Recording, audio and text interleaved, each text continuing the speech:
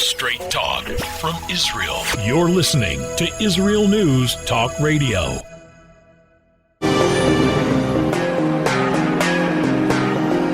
Political hitman.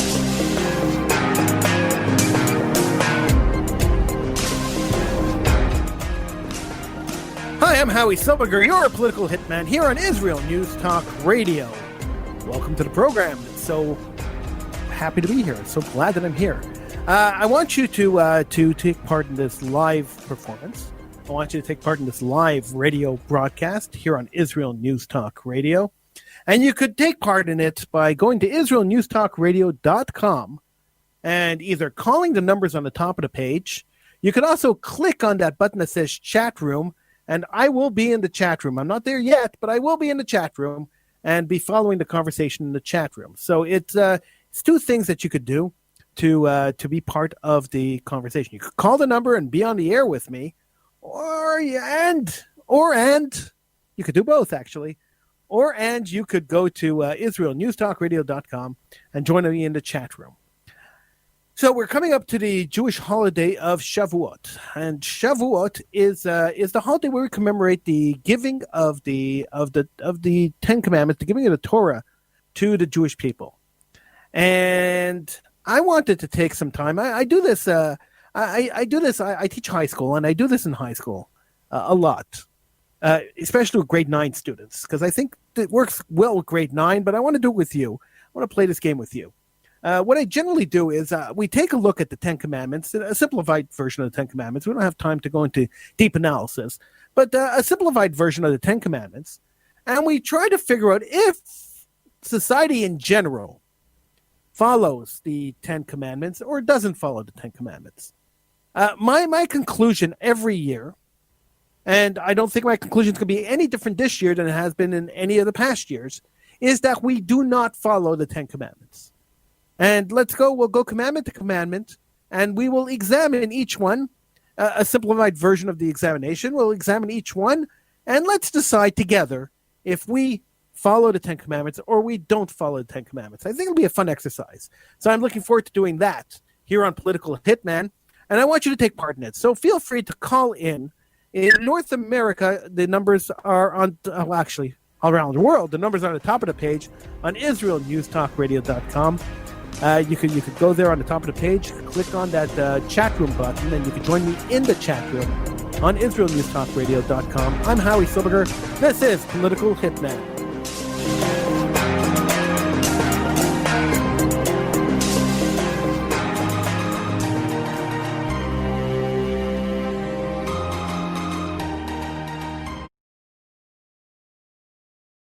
Always challenging the status quo.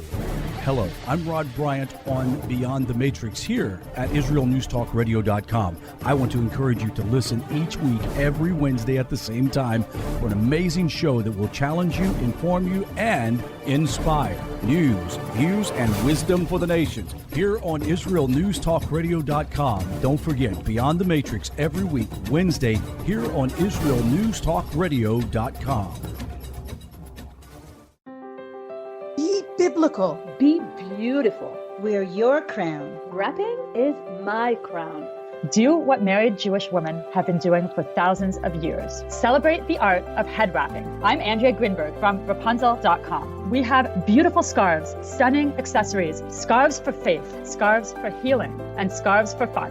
Rapunzel.com. That's Rapunzel with a W. Or click on our banner on the Israel News Talk Radio homepage. Rapunzel.com. Beautiful scarves, stunning accessories paired with tutorials, support, and a vibrant community to give you everything you need to start and perfect your head covering journey. Don't forget, join the Rapunzel community group on Facebook to see, learn, and share your beautiful wraps. That's Rapunzel with a W on Facebook. I love Rapunzel. I love Rapunzel. I love Rapunzel. Get 10% off your purchase with promo code RADIO. Go now to Rapunzel.com.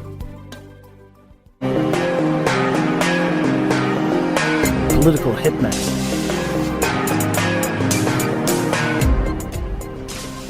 I'm Howie Silberger, your political hitman here on Israel News Talk Radio. Thank you so much for joining me. You can call in North America. The number is 301-768-4841. In Israel, you could dial 02-650-0151. Those are the numbers to call to get in on the conversation. Now, don't you worry if you didn't write those numbers down. They are on the top of the page at IsraelNewsTalkRadio.com. So just go to IsraelNewsTalkRadio.com, click, on the top of the page, you'll see the phone numbers, and then you could click on that chat room button, and you could join me in the chat room. I will be in the chat room the duration of the show. So feel free to join me in the chat room, and feel free to call in and take part in the conversation.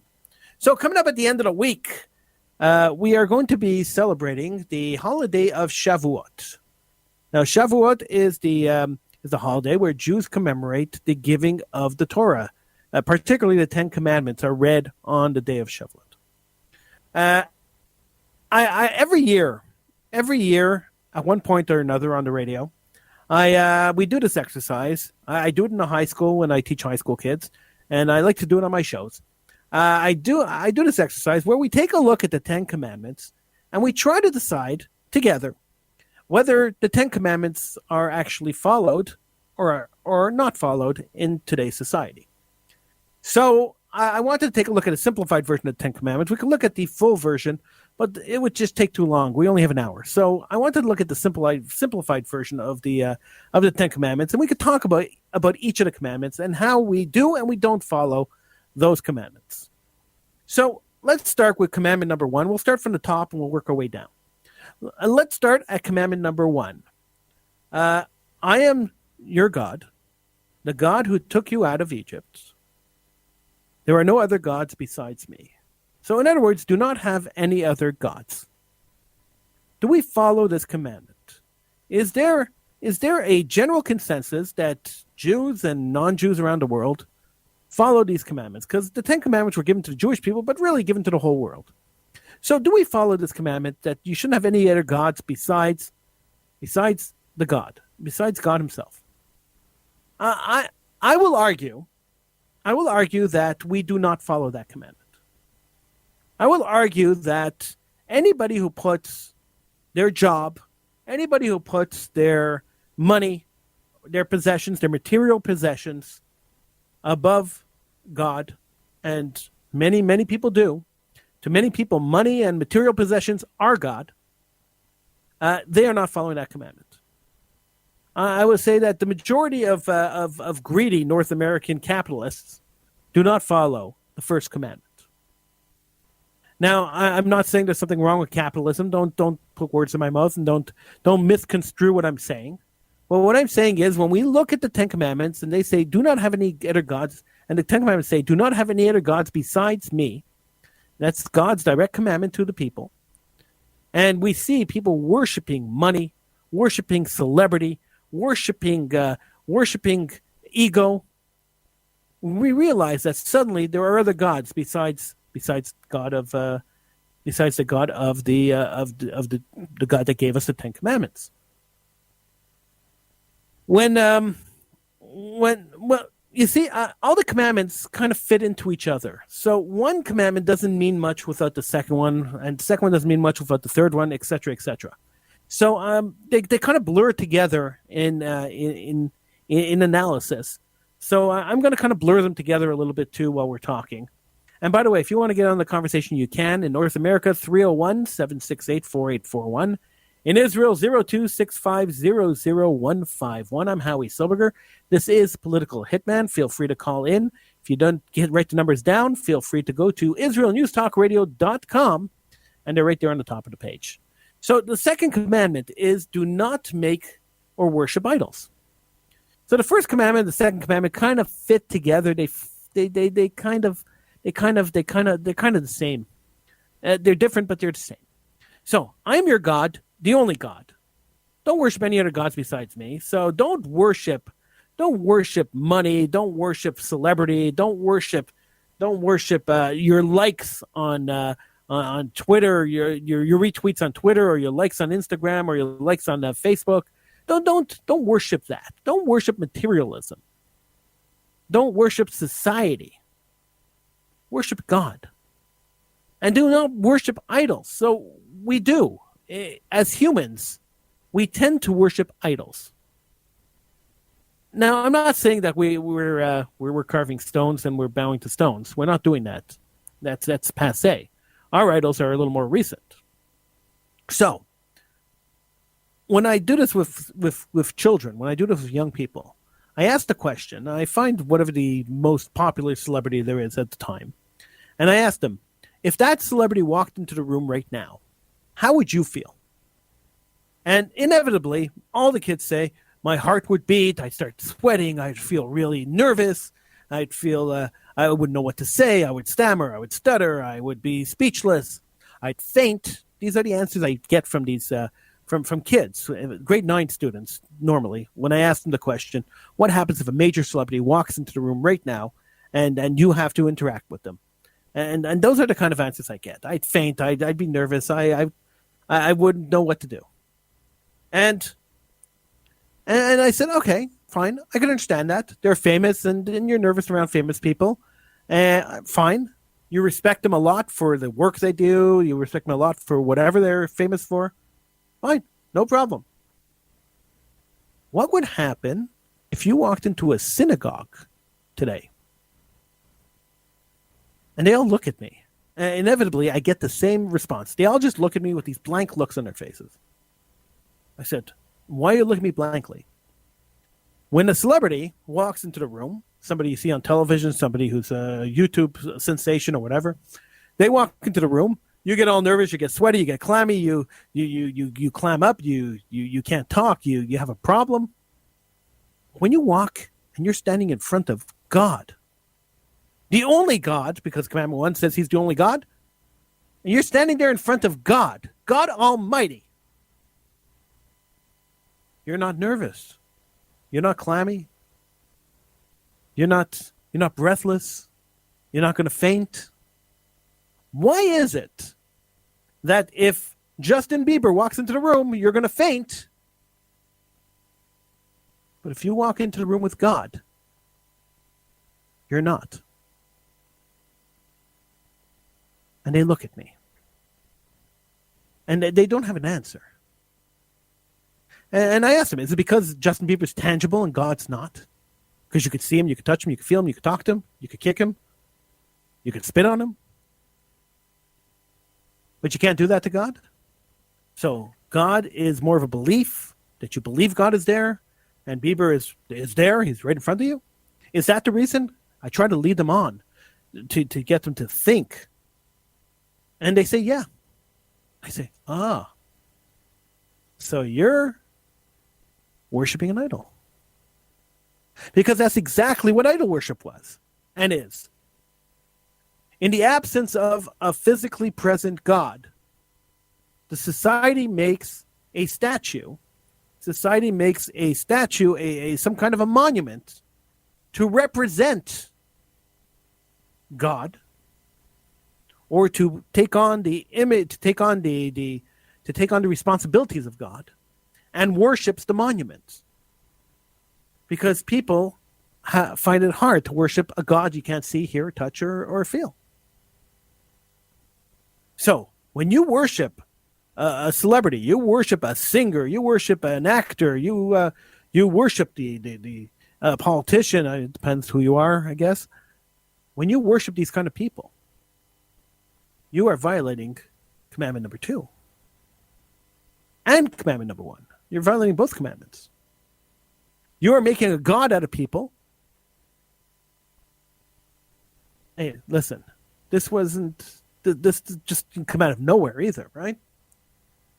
Imagine how bad it got in the States, where they named a television show American Idol.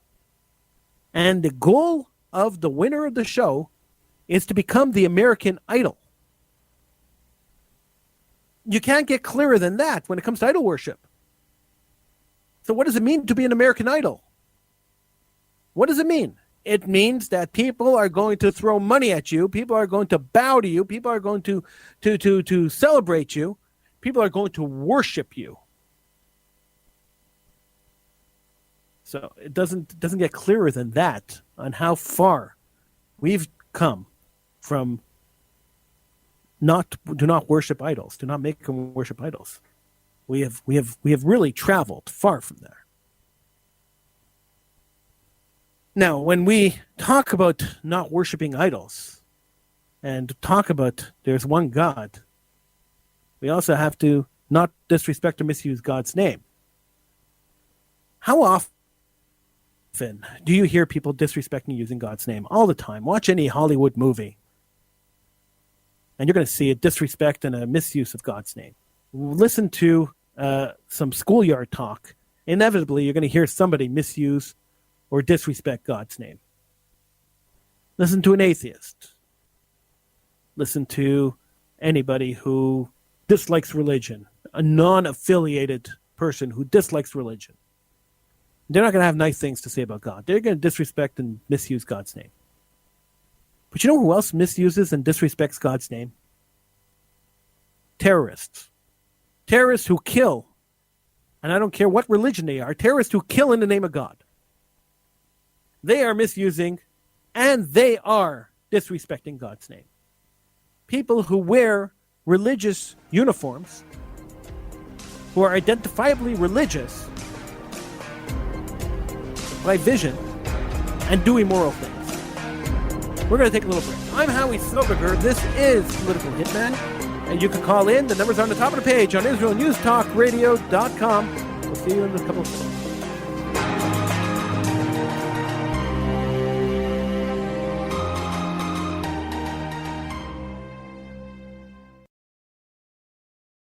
Shalom, everybody. Making a difference often takes just one moment and one person at a time. I am Orly Benny Davis, your show host on Israel News Talk Radios from Jerusalem with love.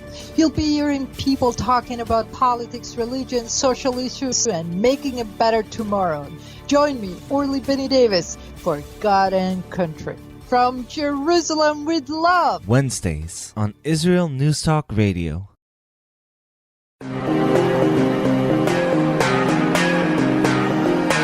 Political Hitman.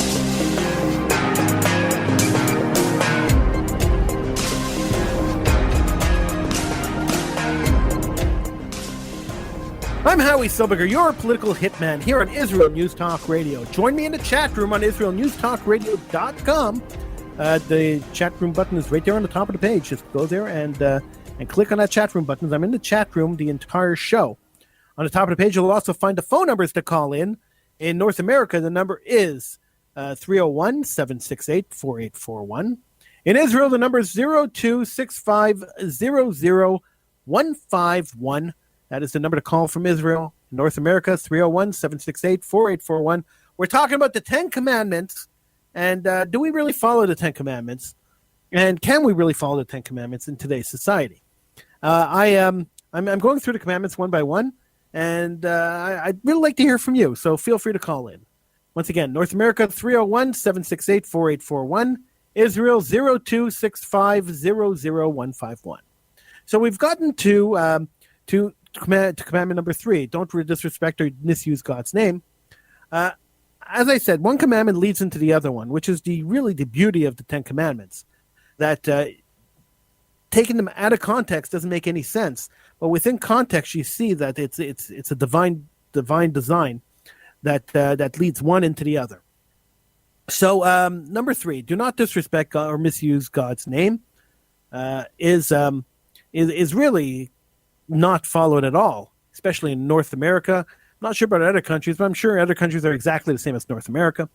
When you watch any North American movie, inevitably you're going to hear somebody misuse or disrespect God's name. When you listen to a schoolyard conversation, you're going to hear kids disrespecting God's name. And when you take a look at crime, and some crime in the Jewish community, you're going to see people dressed up like religious people committing crimes.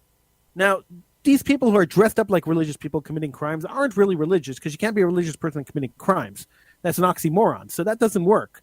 But what these people do is they disrespect and misuse God's name, because people assume that these are people of God. And when they see them doing evil stuff or immoral stuff, they assume that that's God's will. And so that's disrespecting and misusing God's name. All right, let's move on to remember the Sabbath and keep it holy. Now, there's a minority of Jews and a really, really small minority of Jews worldwide that keep the Sabbath. It's growing, by the way. The number is growing, but in the overall proportion of the Jewish community that keeps the Sabbath, according to Pew Research, it's approximately 3 to 4% of Jews keep the Sabbath and keep it holy. Now, 3 to 4% of Jews that keep the Sabbath, that claim to keep the Sabbath and keep it holy, is really a minute percentage of the Jewish community, which is really sad when you come to think of it, because when you talk to a non-affiliated Jewish person or non-affiliated person, and you talk about the Sabbath, and you talk about how to follow the Sabbath and how to keep the Sabbath, the first thing you say, the first thing you hear from them is, "Oh my gosh, I can't do that. There's too many rules, and I can't use electricity, and I can't watch television, and I can't use my cell phone. There's no way I could keep the Sabbath." And this I hear all the time. Because what's happened is that Judaism has done a really, really terrible job in marketing their own religion.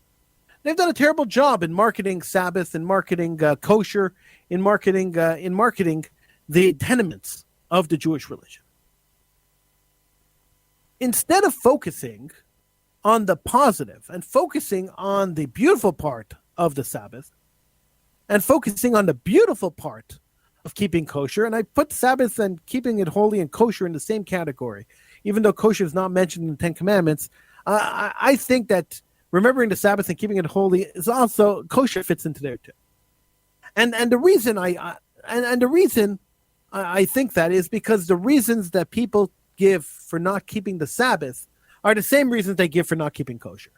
So since the two are linked outside of the Ten Commandments, I'm going to link them inside the Ten Commandments for the sake of this argument.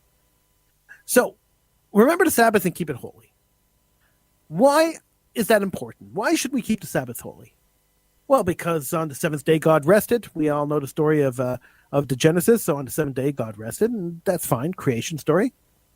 But another thing that we starting to notice now in 2020 is that people are taking a technology break day. So they're taking one day a week where they're not using technology. They're not using electricity. They're not using technology. They're just taking the day off from the world, from the connected world. Jews have been doing that for 3,000 years. It's called the Sabbath.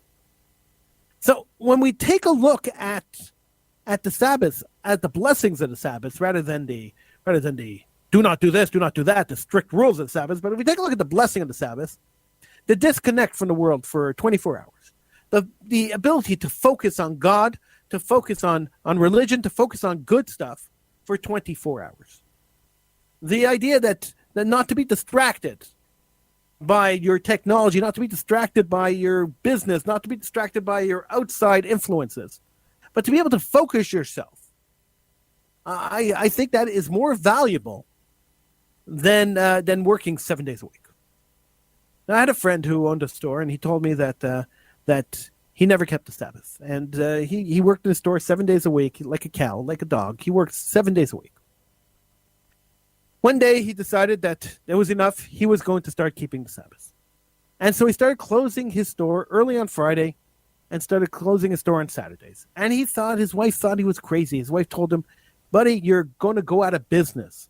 Friday night, Saturdays are your most busy days, and now you're closing? You're crazy." But you know what happened? He was closed on Friday night and Saturday. People liked his products, so they came on Sunday, and they came on Thursday. And he did not see a decrease at all in his sales. He didn't lose any money by closing on Sabbath. He didn't lose any money. His wife thought he was nuts. His wife said, "You're going to lose money for sure." And he didn't lose a penny. Now, I'm saying that we should all take a day off. When I close my phone and I close my computer, I'm on the computer and the phone all week long. When I close my computer and I close my phone on a Friday evening before Shabbat starts, I forget about it. I don't even think about it. I don't think about it until Saturday night, and even Saturday night, sometimes I forget to turn the phone back on. I don't care. Whoever wants to contact me could leave me a message. I'll call them back. They could send me a text message, send me an email, whatever. I will eventually get to it, and I will get back to them. I don't care. Now, people look at me and say, oh, you're an old man. What about a teenager addicted to cell phones?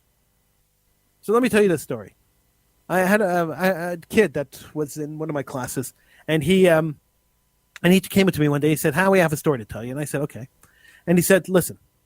He said, I grew up in a religious home. I grew up in a Shomer Shabbos home, a house that followed Sabbaths. And all my friends are secular. He was about 15 years old when he told me the story. He says, listen, on Friday nights, they all go out. And I stay at home. And they all have these text conversations, and they're busy online. And I'm sitting at home. And I'm not part of it. So I want to be part of it, he said to me. So I went and I told my friends, this coming Friday night, I'm going to use my phone. And I'm going to turn it on. I'm going to eat dinner with my family. Then I'm going to go upstairs to my bedroom. And I'm going to check the messages. I will answer you. And if we have to go out, if you're going out, I'm going to come and join you. He says, and that's Friday night. He went and he turned on his phone. He ate dinner with his family. He ran up to his bedroom and he started texting his friends. And he said it felt weird. He wasn't comfortable with it. And then his friend said, all right, we're going to pick you up a block away from your house so your parents don't see. Leave the house and come join us, and we're going to a bar. 15 years old, they start going to bars. That's what it is, right? He says he left the house and he started walking to the corner where they were going to pick him up. When he got to the corner, the car pulled up and he refused to get in. He says, you know what? I can't do this. He says, I can't do this. He says, it's not the guilt that my parents would be mad at me. It's not the guilt he said it wasn't about guilt. It didn't feel right. He says, I understood something that these kids didn't understand. At 15, he got the message. He says, I understood what these kids didn't understand. I understood the specialness of the Shabbat. I understood why it's important to honor God. I understood it. He says, I grew up with it. It was kind of road. I felt like I was being forced into it. But then when I had the option not to follow it, I decided to follow it because suddenly I understood. It came to me. As I was walking to that car, he says, it came to me. It hit me on why it's special. I don't have to be part of everything. I don't have to be part of what everybody else is doing. I don't have to pretend to be like everybody else. He says to me, I am Jewish. And being Jewish is special. And I don't have to pretend to be anything other than Jewish. I looked at him, and I was very impressed. And he says to me, I had to tell you the story, he says, because I know that you would understand what I'm saying, and that you would be proud of me. He said, if I told my father the story, he would be mad at me. He says, but I know if I told you the story, you'd be proud of me. And I was proud of him. And I was proud of him because he used his brain. And he used his brain and his feelings, and he connected everything. And he made that connection. He built that puzzle. Now, I wish he would have been able to push that onto his friends. I wish he'd be able to explain that to his friends. He wasn't able to explain it to his friends, but I was proud of him. All right, we're going to take a little break. When we come back, we will continue here on Political Hitman. Feel free to call in North America, 301-768-4841. In Israel, 0265-00151.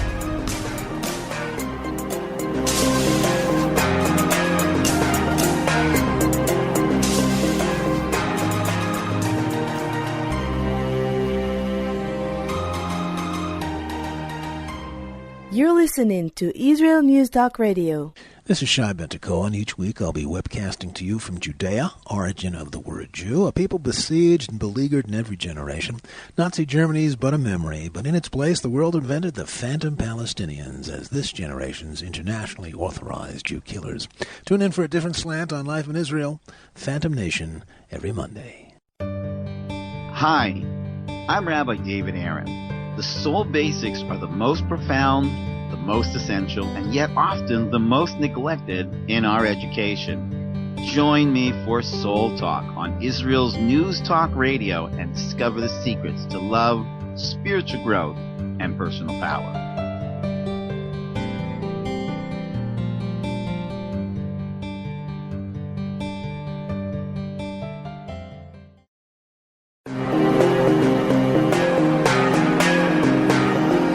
Political hitman.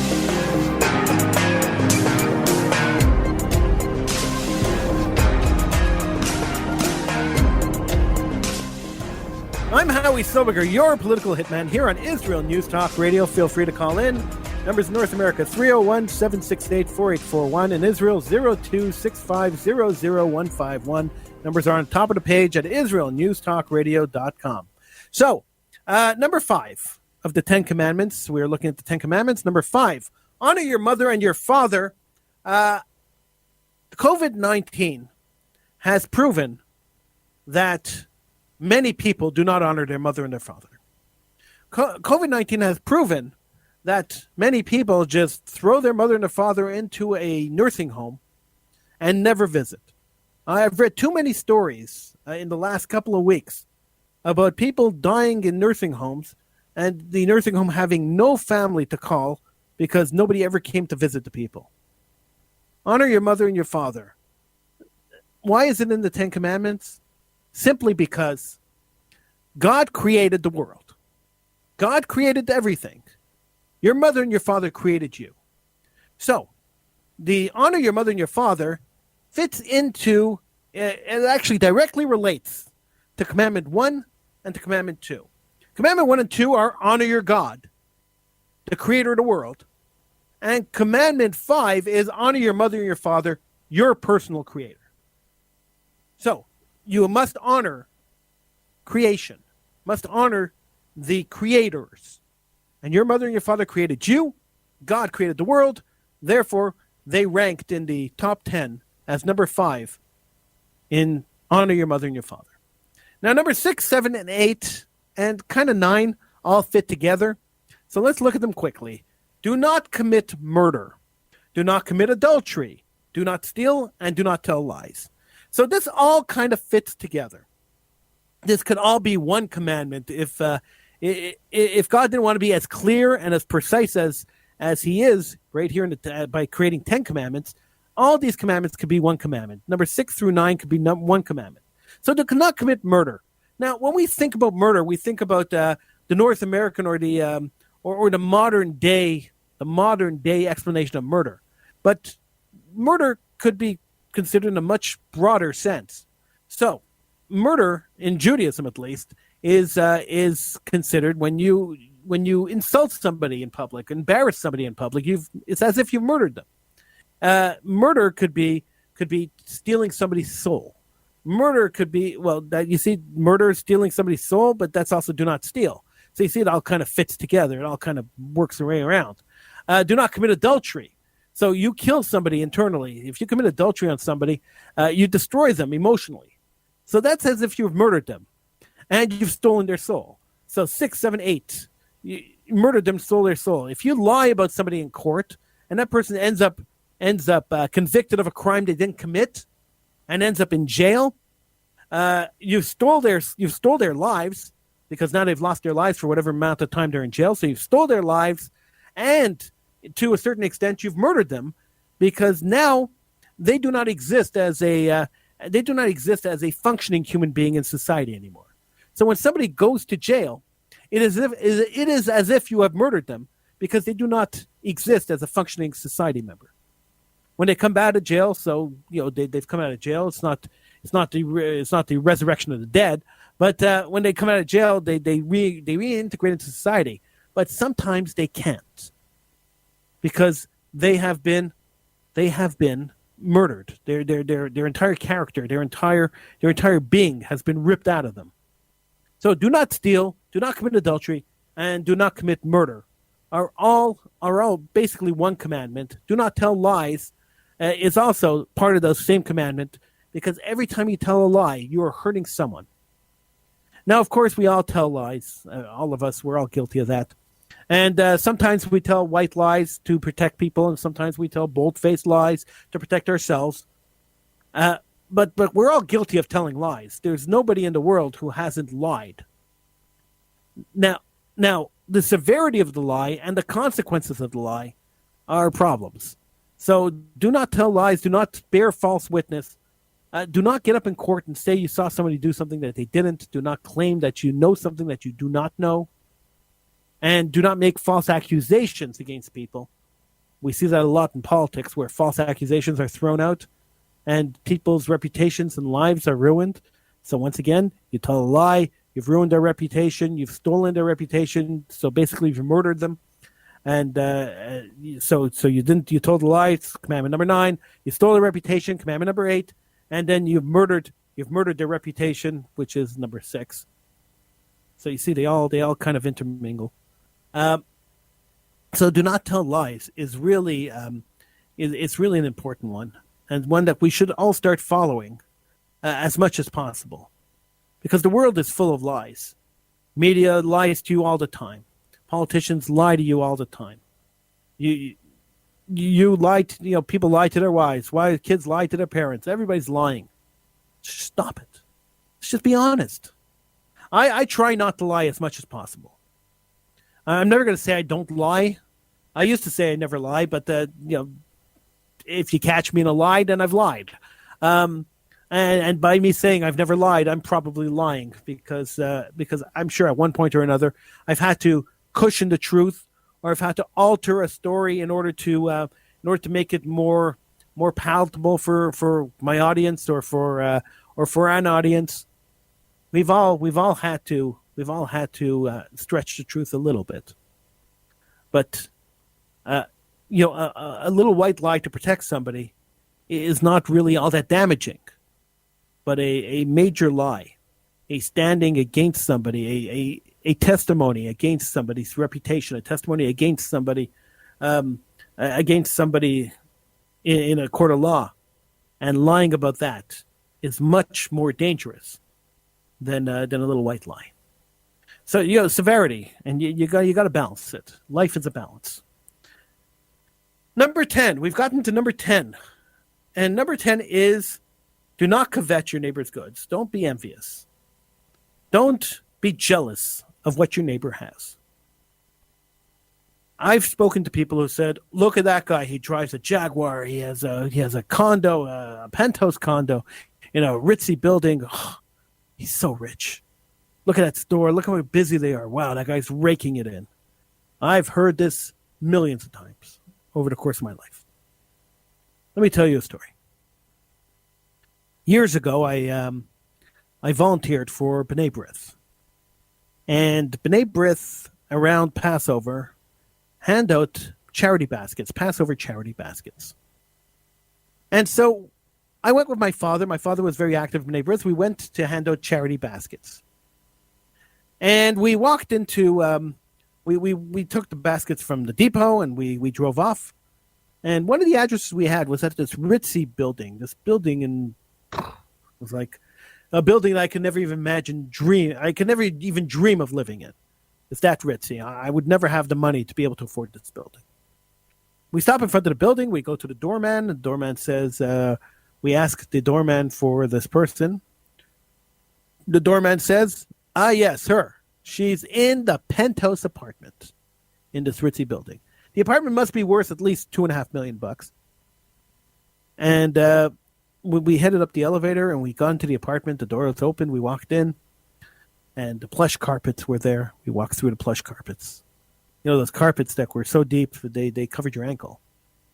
And we put the box down in her, the charity box down in her kitchen.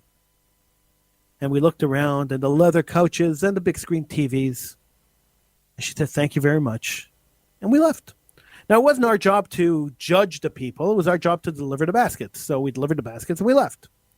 When we got back to the office, we filled out a form saying, all right, maybe we should investigate this, because sometimes there's a little bit of fraud. So maybe we should investigate this and make sure that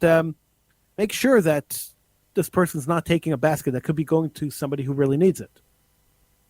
And sure enough, when we checked in on the investigation, we found that the woman had just gotten divorced. And not only did she just get divorced, but her husband got everything. And this was the last Passover she was spending in that apartment. After that, she was pretty much homeless. She didn't have a job. Her husband had the business and she had nothing. She had no money, and she didn't even have money to buy food for Passover for her and her children. The husband wouldn't give her a penny. She was living in the apartment for another 2 weeks before she was evicted, and she had to go and find somewhere else to live. So you never know. And never make a judgment call, because you never know. So therefore, sometimes when you're envious of your neighbor, when you see that your neighbor has a beautiful car or a fancy house or something, or bought something that you really, really want, keep in mind, it might all be an illusion. Sometimes it is. And sometimes the debt level that your neighbor is in, and the thing that you're envious of isn't even his or hers in today's society. Sometimes it's all an illusion. And so this is why this is in the Ten Commandments. And this is what we have to be wary of. We have to start following the Ten Commandments. If we want to survive in society, we have to start bringing morality back. And the way to bring morality back is to bring back and start following the Ten Commandments. I wish everybody would heed the call of God and would look at least at the Ten Commandments, the minimum of the Ten Commandments, and start following, and make it a point to follow 1, to follow 2, to follow 3, and to try to make the Ten Commandments a part of your life. I think by doing that, we're going to make the world a much better place. We're going to make society a better place. We're going to make life a lot better. I want to wish everybody listening a very happy Shavuot. I will be back next week here on Israel News Talk Radio with Political Hitman. My name is Howie Silberger, and I will see you next week.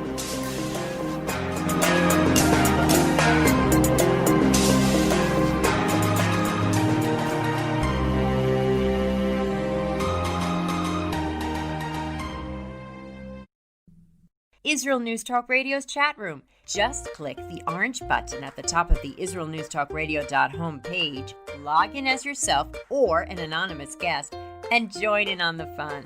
You'll meet other listeners from all over the world who listen to Israel News Talk Radio, and you can make new friends. Israel News Talk Radio's chat room. It's the closest you can get to being in the studio with us. We love listening to Israel News Talk Radio. Where can you get the inside news on Israel? At Israel News Talk Radio, we're dedicated to sharing Israel's inside story with the world by providing our listeners with news on Israeli politics, current affairs, and Israeli Jewish culture.